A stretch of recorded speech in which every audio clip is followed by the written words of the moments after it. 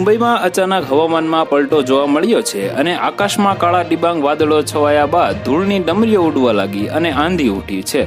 વરસાદ પડવાનો શરૂ થઈ ગયો છે. મુંબઈમાં દિવસમાં અંધારાપાટ છવાઈ ગયો છે. હવામાન વિભાગ તરફથી મુંબઈમાં આજે આંધી તોફાનનું એલર્ટ પણ જાહેર કરાયું હતું. લેટેસ્ટ અપડેટ મુજબ હવામાનના પલટાના કારણે અનેક હોર્ડિંગ નીચે દબાઈ જવાના લીધે 14 લોકોના દર્દનાક મોત થયા છે અને અનેક લોકો ઘાયલ થયા છે. મુંબઈ પોલીસના જણાવ્યા મુજબ અચાનક ઉઠેલી આંધીના કારણે મુંબઈના પરા વિસ્તારમાં ઘાટકોપરની સમતા કોલોનીના રેલવે પેટ્રોલ પંપ પરનું મેટલનું બોર્ડ પડ્યું હતું, જેના નીચે દબાઈને પહેલા 37 લોકો ઘાયલ થયાની ઘટના સામે આવી હતી. પરંતુ લેટેસ્ટ અપડેટ મુજબ આ હોર્ડિંગ નીચે હજુ 20 થી 30 લોકો ફસાયેલા હોવાની જાણકારી સામે આવી રહી છે.